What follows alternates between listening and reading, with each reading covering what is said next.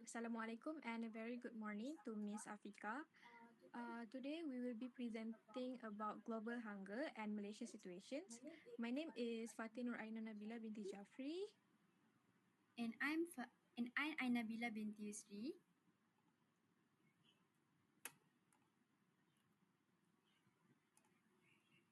So as you can see on the title, we will talk about hunger. So hunger, it means uncomfortable physical sensation with lack of food.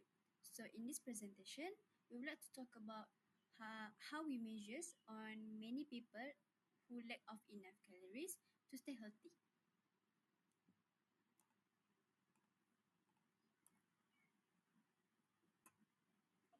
Okay, so this is the credibility. This data is taken from our work in data, also known as OWIT. It's a research platform from the University of Oxford that collects information from trusted international organizations such as the United Nations and the FAO. So why we choose hunger? We choose hunger because it is one of the most serious global issues that affects millions of people, especially in developing countries. So it highlights inequality, poverty, and poor access to food. So this topic also help us understand how different regions, include Malaysia, are working to fight food insecurity and achieve the United Nations zero hunger. So next. So this is the background of topics. The definition of hunger is not having enough food to meet the body nutritional needs. It usually happens when people cannot get enough healthy food to live an active life. So the effect of hunger are very serious because hunger can cause malnutrition and weakness and poor growth, especially among children. Next. So this topic focuses on Malaysia's hunger level compared to the global situation. As we can see, Malaysia shows improvement over the years, while many other regions still face serious hunger problems. Next. Okay, so for the first chart, this is the bar graph. The title of the graph is Global Food Insecurity 2015 to 2022. The data is from UNICEF to 2023, showing global food insecurity trends. The purpose is to show percentage of people facing moderate and severe hunger over the years. So the x-axis is years, meanwhile the y-axis is percentage value.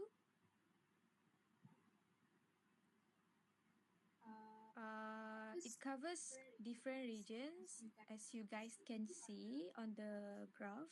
It covers world, Africa, Asia, Latin America, and Caribbean, Europe, and North America. So it helps us understand how hunger change around the world and which regions are the most affected. Next. So for the world or global trend, hunger is actually rising globally. In 2015, it records 21.7%. Meanwhile, in 2022, it records 29.6%. Severe hunger is also increasing. This is because of things like economic problems, wars, climate change, and COVID-19. Next, for the Africa, Africa records the highest food insecurity from 46.5 sorry, 46.4% in 2015 to 60.9% in 2022. Civil hunger also increased from 17.2% to 24.9%. The main reason are poverty, conflicts, drugs, and weak food system. So basically, Africa suffers the most. Next, for the Asia, it has slightly improvement. Food insecurity slightly decreased from 27.7% to 24.2%. East and Southeast Asia are doing better, but still millions of people are affected. So hunger is improving, but still a big issue. Next. So hunger is also rising here too. In Latin America and Caribbean, from 27.2% to 37.5%. Civil hunger is also increasing. This is because of political problems, slow economic growth, and COVID-19. It's the most affected regions after Africa. Next, it's Europe and North America. It has lowest hunger rates. So for the food insecurity, it records 8% of people are affected, and severe hunger is under 2.5%. Strong economies and food system help maintain food insecurity, so they are the least affected regions. So, hunger is actually not equal across the world. Poorer regions suffer the most, meanwhile, the richer regions are the more secure. So, overall, food insecurity is rising globally, um, especially after COVID-19 that we face in 2019.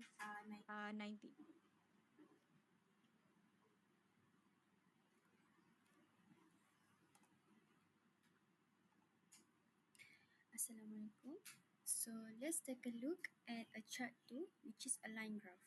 So the graph title is Trend for Indicator Values in Malaysia in 2000 to 2025. So the graph was taken from a Global Index Hunger 2025 website that shows Malaysia's hunger trends from 2000 until 2025. So the purpose of this graph is to show the Malaysia's hunger trend and improvement in its food security. So for x-axis is years and y-axis is for percentage value. Alright. So this graph is a very important as it tells us two very different stories about our countries, which is a good results and a major problem in our countries. So Malaysia's undernourishment and child mortality are very low, showing good food access and healthcare. However, child stunting has increased, meaning the nutrition quality still needs to give attention, especially to our children in our countries. So, so the first is we will talk about the major problem in our countries in Malaysia, which is in the brown line, the child stunting. So the child stunting means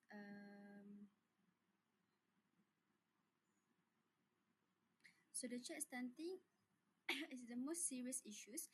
It means the children are not getting enough nutrition that can prevent their bodies and mentally fully minds from developing. So it is a failure of food quality in our countries. And also it is the most concerning issues, which is it increased 19 percentage in 2000 to an estimate 24 percentage in 2025.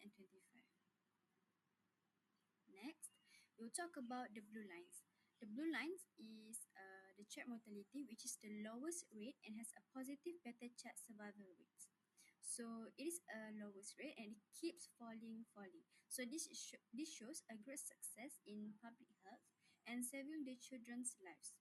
Next, the pink line. The pink line was a child wasting. Yes, it has improved and stabilized because it dropped from its initial and it remains consistent around 10 percentage through 2025.